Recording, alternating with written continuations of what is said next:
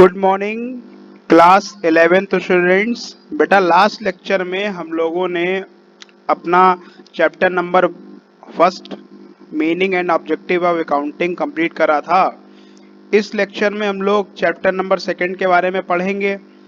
Chapter number second का नाम है बेसिक अकाउंटिंग टर्म्स। ओके, इसमें बेसिक जो अकाउंटिंग टर्म्स जो normally businessman day to day life में इस्तेमाल करता है वो सारी की सारी अकाउंटिंग टर्म्स हम लोग इसमें पढ़ेंगे और समझेंगे उनका मतलब क्या होता है, उनका मीनिंग क्या होता है। ठीक है, इस चैप्टर को पढ़ने के बाद आप लोगों को काफ़ी कॉन्फिडेंस महसूस होगा, क्योंकि इसमें जो भी डेली लाइफ बिजनेसमैन जो इस्तेमाल करता है बेसिक अकाउंटिंग टर्म्स उनका मतलब आप लोगों को पता लग जाएगा। ठीक है, जैसे इसमें आपका ड्राइंग्स क्या होता है, कैपिटल क्या होता है, असेट क्या होता है, expenditure, profit, gain, purchase, sale, ये सब क्या होता है। मतलब आप लोग नॉर्मली तो आप लोग समझते हो सारी की सारी चीजें, परंतु मतलब उसका एग्जैक्टली मीनिंग क्या होता है, क्या माइनर डिफरेंसेस हैं, वो आप लोगों को नहीं भी पता है। ठीक है बच्चों, तो हम लोग इस चैप्टर में इन सब चीज़ों के बारे में पढ़ेंगे। आइए बेटा चलते हैं हम लोग चैप्टर की तरफ कि क्या क्या चीज़ें इसमें हैं। ओके, तो अराउंड 25 टर्मिनोलॉजी आप लोगों को सिखाई जाएंगी इसमें। तो आइए पढ़ते हैं। There are the certain basic accounting terms which are daily use, यानी कि रोजमर्रा की जिंदगी में इस्तेमाल होती हैं इन द बिजनेस वर्ल्ड, यानी कि व्यापारिक पूरे मतलब दुनिया में। ठीक है, बिजनेस वर्ल्ड में। Before recording the transaction in the books it is essential to understand these terms have their specific meaning. सबके अलग अलग मीनिंग होते हैं, स्पेसिफिक होते हैं। And these basic terms are called accounting terminology. इन बेसिक टर्म्स को क्या कहा जाता है? अकाउंटिंग टर्मिनोलॉजी कहा जाता है। ठीक है बच्चों, आइए सबसे पहली अकाउंटिंग टर्मिनोलॉजी पढ़ते हैं, बिजनेस ट्रांजैक्शन। बिजनेस ट्रांजैक्शन क्या होता है? सबसे पहले व्यापार शुरू होता है एक ट्रांजैक्शन से। ट्रांजैक्शन क्या होता है, आइए उसको समझते हैं सहज भाषा में। ठीक है, अब business transaction is an economic activity, एक तरीके की इकोनॉमिक एक्टिविटी है जिसमें पैसे मुद्रा के लेन देन में मतलब मददगार साबित होती है, यानी कि money, in terms of money सारे के सारे ट्रांजैक्शंस होते हैं of the business that changes the financial position, जो फाइनेंशियल पोजीशन को चेंज करते हैं। whenever any business transaction take place it results to change in the value of some of the assets and the liabilities of the capital। अगर कोई भी आपका business transaction होता है उसमें कुछ ना कुछ चीजें जो हैं, ये तीन चीजों में से कुछ ना कुछ चेंजेस आते ही आते हैं। ठीक है बच्चों, this is the chief feature of the transaction. Transaction का सबसे पहले क्या क्या चीफ फीचर है? इट इन्वॉल्व्स इकोनॉमिक एक्टिविटी, ये इकोनॉमिक एक्टिविटी इन्वॉल्व करते हैं। For example when the goods are purchase और सोल्ड ऑन कैश और क्रेडिट, यानी कि पैसे से गुड्स सोल्ड करे गए हों या ऑन क्रेडिट सोल्ड करे गए हों। ठीक है, when the salaries are paid to the employees और when the interest is paid to the borrower from the bank. ठीक है, तो ये सारे के सारे क्या है? इकोनॉमिक ट्रांजेक्शन्स हैं, यानी कि बैंक से आपने लोन लिया तो बैंक को आप ब्याज आप देंगे, आपने एम्प्लॉय आपने हायर आपने कर रखे तो उनको सैलरी देंगे। तो ये क्या है? एग्जाम्पल है। ठीक है, किसका एग्जाम्पल है? बिजनेस ट्रांजेक्शन का एग्जाम्पल है। परंतु परंतु ध्यान देने लायक बात, for example x purchase a gift for his friend. भैया बर्थडे शड्डे में जा रहे हैं एक मिस्टर एक्स, ठीक है, आजकल बर्थडे भी चल रहा है बहुत ज्यादा। So it will not be considered as a business transaction. मतलब मिस्टर एक्स ने अपने दोस्त के लिए, अपने मित्र के लिए जो है गिफ्ट खरीदा है, छोटा सा डब्बा, एक छोटी सी वॉच वॉच खरीद ली होगी या डिक्शनरी खरीद ली होगी। ठीक है, तो ये क्या है बेटा? तो ये मतलब बिजनेस ट्रांजेक्शन मिस्टर एक्स और उसके फ्रेंड के बीच में नहीं है, परंतु मिस्टर एक्स और शॉपकीपर के बीच में ये बिजनेस ट्रांजैक्शन है, क्योंकि मिस्टर एक्स ने कुछ ना कुछ उसका कंसिडरेशन, बोले तो पैसा पेमेंट करा होगा। ठीक है, तो मिस्टर एक्स और मिस्टर उसके फ्रेंड के बीच में ये क्या है? एक तरीके का सोशल एंगेजमेंट है। ठीक है बच्चों, आइए हम लोग सेकेंड पॉइंट की तरफ मूव ऑन करते हैं। ट्रांजेक्शन में भी classified into two types. Transaction दो तरीके में क्लासिफाइड हो सकते हैं, लाइक इंटरनल ट्रांजेक्शन और एक्सटर्नल ट्रांजेक्शन। ठीक है बच्चों, internal transaction involve the economic activity between the two independent business. ठीक है, एक्सटर्नल ट्रांजेक्शन जो बेटा है वो इकोनॉमिक एक्टिविटी इन्वॉल्व करते हैं between the two business enterprises like purchase और सेल ऑफ गुड्स, ठीक है। और जो इंटरनल ट्रांजेक्शन होते हैं वो इकोनॉमिक एक्टिविटी इन्वॉल्व तो करते हैं किनकी, in the place where one business entity and the such as depreciation charge on the fix assets. Internal transaction में सारा का सारा जैसे बिजनेस एंटिटी में कितना डेप्रिसिएशन लगा, ठीक है, और कितना क्या हुआ, ये सारा का सारा खर्चा जो होता है वो इंटरनल ट्रांजेक्शन होता है। आइए हम लोग थर्ड पॉइंट की तरफ मूव ऑन करते हैं। It result to the change in the financial position of the firm. ये फाइनेंशियल पोजीशन चेंज जब होती है तो उसमें ये जो अफेक्ट करता है। And the change in the values of some assets like liability, asset liability and the capital. कोई भी मतलब ट्रांजेक्शन होता है तो उससे कुछ ना कुछ चेंजेस आते हैं हमारे बिजनेस में, तो वो सारे के सारे चेंजेस हम लोग नोट डाउन हम लोग कर लेते हैं। ठीक है बच्चों, यहाँ तक मैं उम्मीद करता हूँ आप लोगों को समझ में आ रहा होगा। Fourth, the change must be capable of being express in terms of money. यानी कि इन टर्म्स ऑफ मनी में भी चेंज, अगर कुछ भी अगर हमारे धंधे में चेंज अगर आ रहा है तो इन टर्म्स ऑफ मनी भी इसको जो है सारा का सारा एक्सप्रेस करा जा सके। And the loss of goods by fire due to the customer inability to pay transaction because the losses are to be measured in terms of money. However when a efficient manager retire, ठीक है, अगर कुछ भी अगर तुमको losses अगर तुमको हो गए तुम्हारे बिजनेस में, ठीक है बच्चों, तो तुम्हारे बिजनेस में लॉस तुम्हारे बिजनेस में हो गया तो उसमें क्या हुआ, तो उसको आप इन टर्म्स ऑफ मनी आप उसको मेजर आप उनको कर सकते हो। परंतु उसको जैसे कोई भी एफिशिएंट मैनेजर अगर कोई भी रिटायर अगर हो रहा है तो उसमें जो है लॉसेस आप लोग मतलब इसमें नहीं आप लोग इसमें कर सकते हो। It is quite large but मतलब कोई भी एफिशिएंट मैनेजर अगर रिटायर अगर हो रहा है तो उससे होने वाला लॉस तो काफ़ी बड़ा है, परंतु इन terms of money it can not be measured, तो इसको जो है हम लोग बिजनेस ट्रांजेक्शन नहीं मानेंगे। ठीक है बेटा, तो ट्रांजेक्शन आप लोग इन 4 पॉइंट हमने आपको धीरे धीरे करके समझाए, आप लोगों ने समझे। अगर आप लोगों को समझ में अगर थोड़ा सा नहीं आए तो आप लोग थोड़ा सा स्किप दोबारा पीछे वीडियो करके देख लीजिए, ठीक है बच्चों, क्योंकि यहाँ पे समय के अभाव के कारण जो है हमको थोड़ा सा जल्दी आगे मूव ऑन करना पड़ता है। आप लोगों के पास सुविधा है, डिजिटल हैं आप लोग, और आप लोग जो है पीछे जाके भी देख सकते हैं। सेकेंड, इवेंट क्या होता है? इवेंट भैया जितने भी ट्रांजेक्शन्स होते हैं उन सबका समामिलन, मतलब सबके सबको जोड़ देंगे तो वो क्या कहलाता है? इवेंट कहलाता है। And event is an consequence of the result of the transaction, मतलब जो भी कॉन्सिक्वेंसेज होते हैं, जो भी रिजल्ट होते हैं ट्रांजेक्शन के, उसको क्या कहलाता है? इवेंट कहलाता है। ठीक है, for example Sachin start business with 5 lakh capital and he purchase the goods of 4 lakh cash cell, तो उसमें उससे होने वाला जो भी मतलब ये सारे के सारे ट्रांजेक्शन सचिन भैया ने करे तो उससे होने वाला जो भी ट्रांजेक्शन जो भी उन्होंने करा उसमें जो है इनको प्रॉफिट इनको हुआ, वो सारे के सारे प्रॉफिट जो है इवेंट कहलाएंगे। ठीक है बच्चों, काफी सिंपल था। ठीक है, 1-2 नंबर में पूछा जा सकता है इवेंट क्या होता है, नॉर्मली बच्चे पढ़ते नहीं हैं। ठीक है, अकाउंट, अकाउंट क्या होता है? Account in the actual practice the individual transactions like nature are recorded, added, subtracted at one place, मतलब जो भी सारा का सारा काम, एडिंग सब्ट्रैक्शन का काम, ये सारा का सारा काम जो एक ही जिस खाते में करा जाता है उसको हम लोग क्या कहते हैं? अकाउंट कहते हैं। In such a place customarily termed as an account which is prior to understand the meaning of the debit and the credit, जिसमें हम लोग डेबिट और क्रेडिट के इसेंशियल्स हम लोग पढ़ते हैं, किस तरीके से अकाउंट को मेंटेन करना है, किस तरीके से सारी की सारी चीज़ों को मैनेज करना है। Each and everything we learn in the accounts and account is an record of the all the business transaction, इसमें सारे के सारे बिजनेस ट्रांजेक्शन का रिकॉर्डिंग होता है फॉर द पर्टिकुलर पर्सन और the item.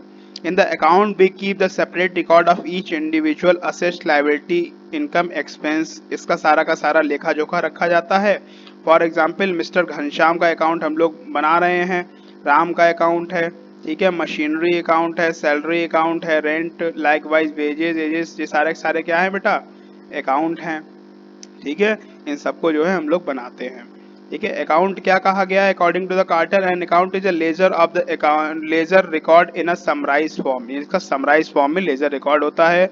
Where all the transaction that are taken place in a particular person, space और the thing, ये सारे के सारे ट्रांजेक्शन मतलब अकर होते हैं और पर्टिकुलर पर्सन और स्पेसिफिक थिंग। ये किसने कहा है? कार्टर साहब ने कहा है। ठीक है। An account have the divided into two side. Account जो है दो साइड में डिवाइड होता है। काफी इंपॉर्टेंट बात मैं पढ़ रहा हूँ बेटा, थोड़ा सा ध्यान दीजिएगा, आपका ध्यान मैं चाहता हूँ इधर। लेफ्ट साइड किसे, लेफ्ट साइड को क्या कहते हैं? आर्बिट्रेरली और ट्रेडिशनली, यानी कि पौराणिक तत्वों में कहा गया है, इसको डेबिट साइड कहा गया है, और राइट साइड को जो है क्रेडिट साइड कहा गया है। इस वाली लेफ्ट वाली साइड को आपको क्या कहा गया है? डेबिट, और ये जो आपकी राइट साइड कहा गया है आपको क्रेडिट। क्लियर बच्चों? अकाउंट हमारा इस तरीके से बनता है। ओके, जैसे कैश अकाउंट में डेबिट और क्रेडिट, ये टी शेप अकाउंट इस तरीके से हम लोग बनाते हैं।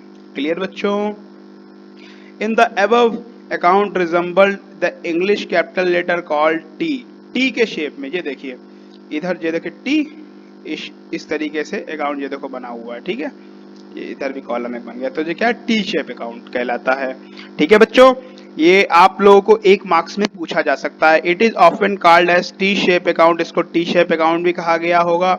अब जैसे आप लोगों के टीचर ने फॉर एग्जांपल कई बार कहा होगा बेटा टी शेप अकाउंट मेंटेन करें, टी शेप अकाउंट मतलब बनाएं। ठीक है, तो इस तरीके की बातें अगर आती हैं तो मतलब आप लोगों को काफी मतलब अजीब सा लगता होगा, यार टी शेप अकाउंट क्या होता है?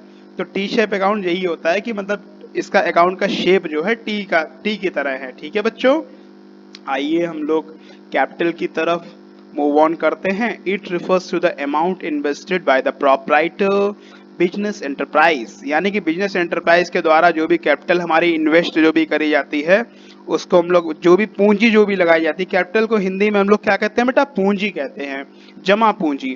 ठीक है। अमाउंट में भी form of the cash, cash के फॉर्म में भी अमाउंट लगाई जा सकती है। गुड्स असेट्स, इनके फॉर्म में जो है कैपिटल हमारी जो है लगाई जाती है। क्लियर बच्चों? and which of the goods and the assets are purchased in the business. For example, as such the order to calculate the amount of the capital, the current assets and the fixed asset are to be added up and the external liabilities are to be deducted off. ठीक है, इन सबको capital में जो है आपकी asset minus liability कर देते तो हमारी कैपिटल का वैल्यूएशन आ जाता है। अब इस एग्जाम्पल को आप लोग ध्यान से आप लोग पढ़ लीजिए। इसमें हमारी जो है कैश हमारी असेट है, मशीनरी असेट है, स्टॉक असेट है, डेटर असेट है, क्रेडिटर क्या है? हमारी लाइबिलिटी है, क्रेडिटर वालों को पैसा हम लोगों को देना पड़ता है।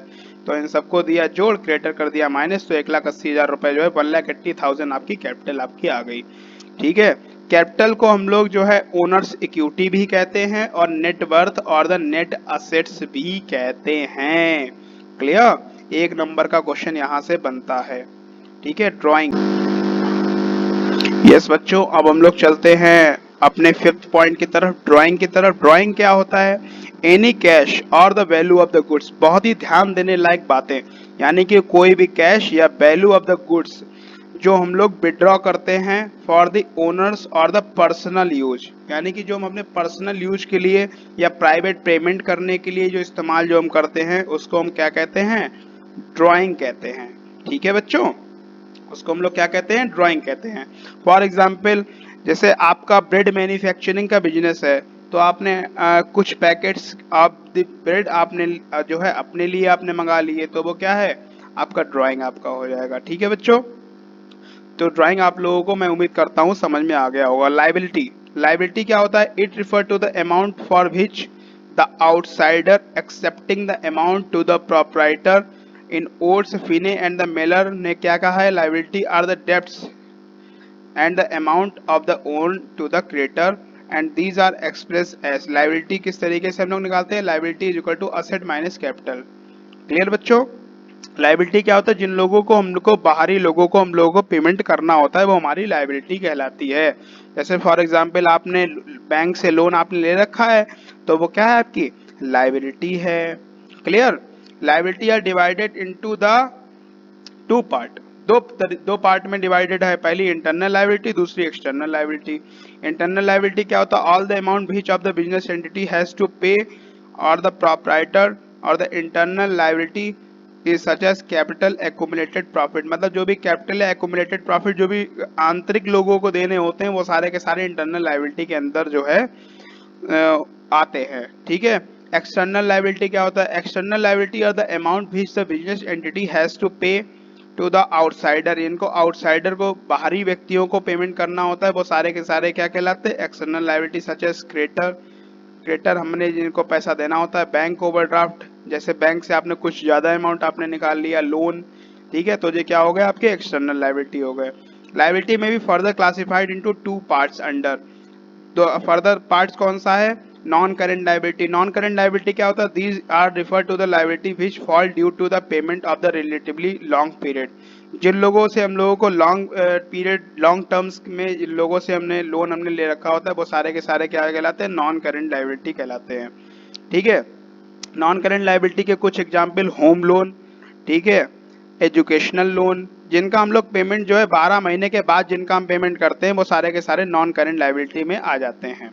ठीक है बच्चों, अब कुछ बच्चे डिवेंचर्स के बारे में पूछेंगे। डिवेंचर इन लोगों के लिए नया वर्ड आता है। डिवेंचर क्या होता है, डिवेंचर आर दोज पर्सन जिन लोगों ने हमारे बिजनेस को उधार दे रखा होता है, पैसा उधार दे रखा होता है, वो सारे के सारे डिवेंचर में इसमें जो है आते हैं। ठीक है, आइए हम लोग करंट लायबिलिटी की तरफ पढ़ते हैं। ठीक है, करंट लायबिलिटी क्या होता है, current liability referred those liability which are paid in the nearly future, मतलब नियरली फ्यूचर में या normally within the 1 year, यानी कि 1 साल के अंदर जो है जिनका पेमेंट जिनका कर दिया जाता है, वो सारे के सारे क्या कहलाती हैं, करंट लायबिलिटी कहलाती हैं। अब यहाँ पे बच्चों एक बहुत ही ध्यान देने लायक बात है, इस पे हम थोड़ा सा आपका समय लेना चाहेंगे। नियरली फ्यूचर का मतलब यहाँ पे ये नहीं है जैसे टीचर्स कहते हैं कि 1 साल के अंदर ही पेमेंट करना हो, ये जरूरी है। ठीक है, ये जरूरी कतई नहीं है। जैसे फॉर एग्जांपल आपके पास जो है कोई भी क्रेडिटर कोई भी है जिसका पेमेंट आपको करना था नियरली फ्यूचर में। ठीक है, नियरली फ्यूचर का मतलब जैसे 2 4 6 महीने में पेमेंट करना है। ठीक है, लेकिन वो मांग ही नहीं रहा है पेमेंट, या मतलब आप उसको कर ही नहीं रहे हो, या आपको करना है। ठीक है, तो वो वाला लेकिन नहीं कर रहा है। ठीक है, तो ये सारे के सारे जो है करंट लायबिलिटी में आ जाएंगे। ठीक है, मतलब पेमेंट हम उसका कभी भी करें, ठीक है, भले ही हम उसका जैसे पेमेंट हमें करना था 1 साल के अंदर, परंतु हम पेमेंट कर रहे हैं 2 साल के बाद, तो आप उसको कहने लगो कि ये तो लॉन्ग टर्म लायबिलिटी है, तो लॉन्ग टर्म लायबिलिटी है, परंतु ये लॉन्ग टर्म लायबिलिटी नहीं है, क्योंकि इसका पेमेंट जर्नली लोग मतलब 1 2 महीने 3 4 महीने या 1 साल के अंदर में कर देते हैं। ठीक है, नॉर्मली इसीलिए लिखा हुआ है ब्रैकेट में, नॉर्मली विद इन 1 ईयर। ठीक है, इसको 1 साल के अंदर जो है इनका पेमेंट इनका कर दिया जाता है। For example bank overdraft, bills payable, creditor, outstanding expenses, short term loan. अब जैसे किसी किसी की सैलरी जो है मतलब शॉर्ट टर्म मतलब सैलरी आउटस्टैंडिंग रहती है किसी किसी फॉर्म में due to the lower profit. ठीक है, तो क्या है उन लोगों को का फिर क्या जी हमेशा के लिए रहती है, नहीं, या मतलब तुरंत तुरंत पेमेंट कर देते हैं, नहीं, मतलब उसमें नियरली फ्यूचर मतलब उसमें बताया गया है कि 1 साल के अंदर या 1 साल से अगर ऊपर भी अगर हो जाए तो भी कोई बात नहीं है। ठीक है बच्चों, असेट, अब हम लोग चलते हैं असेट की तरफ। असेट क्या होते हैं, असेट क्या होता है, asset anything which is position और द प्रॉपर्टी, यानी कि किसी भी संपत्ति के ऊपर आपका मालिकाना हक होना। ठीक है, पोजीशन होना। ठीक है, प्रॉपर्टी और the business enterprise including the amount dues from others called asset. ठीक है, इन सबको जो है हम क्या कहते हैं, असेट कहते हैं। In other words anything which enable that business enterprise और द कैश और the benefit in the future, जिसका हम लोगों को फ्यूचर में बेनिफिट हमको होगा, वो सारे के सारे क्या है, हमारी असेट है।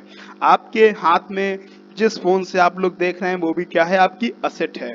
ठीक है, या जिस घर में आप रहते हैं वो आपकी क्या है, असेट है, आपकी संपत्ति है।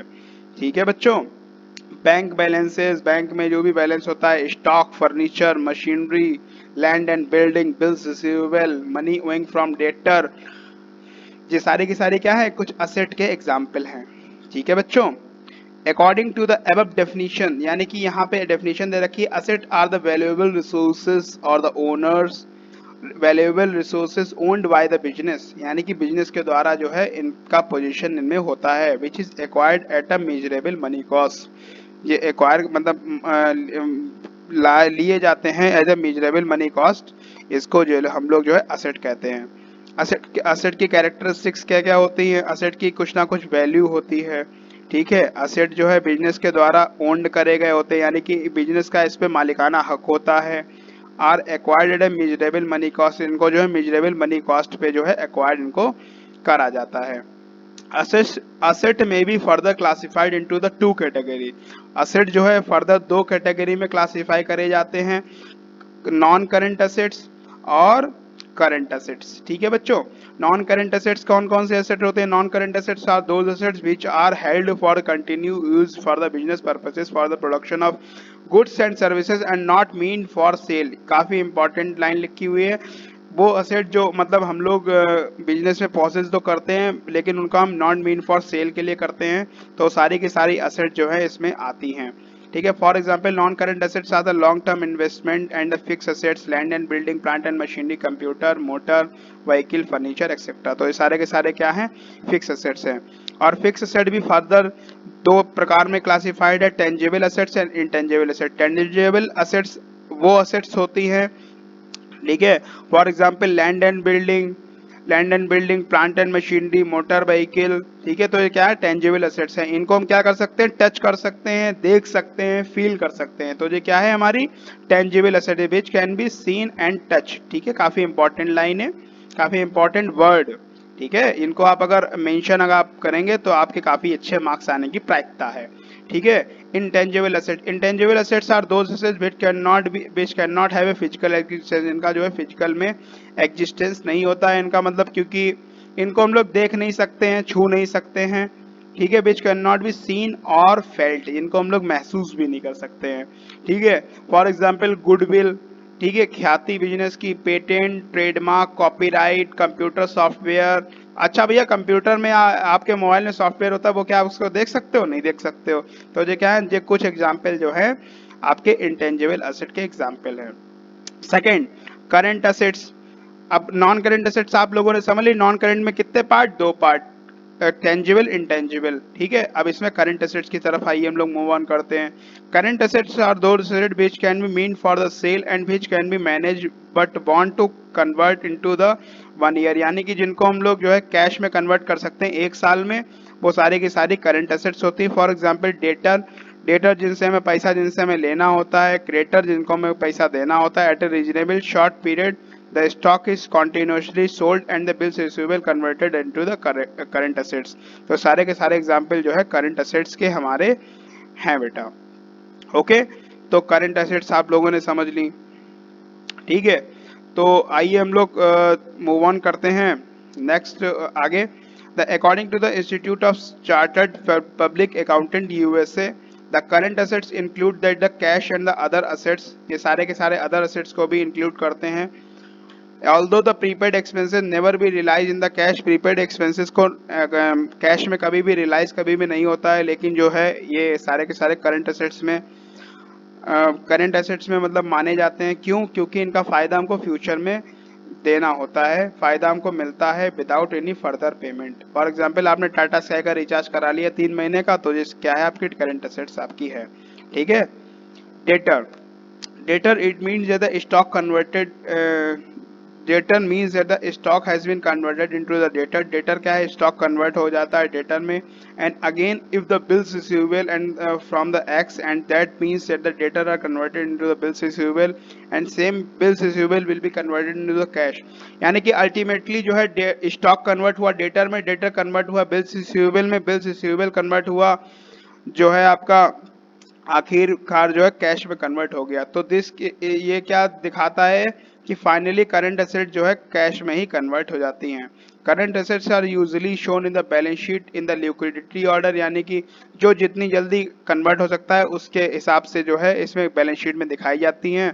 For example cash in hand, cash at bank, bills receivable, short term investment, debtor, prepaid expenses etcetera.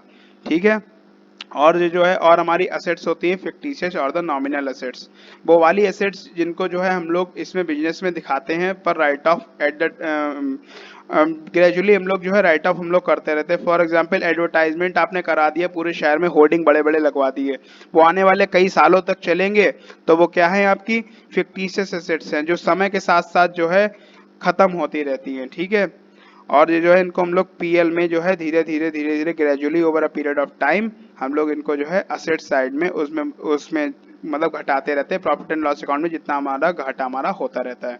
ठीक है बच्चों, अब वीडियो काफी लॉन्ग आपकी हो चुकी है, कैपिटल रिसिप्ट और रेवेन्यू रिसिप्ट हम लोग नेक्स्ट वीडियो में कवर अप करेंगे। तब तक के लिए यहीं तक रखते हैं। ओके, ठीक है बेटा, जय हिंद, जय भारत।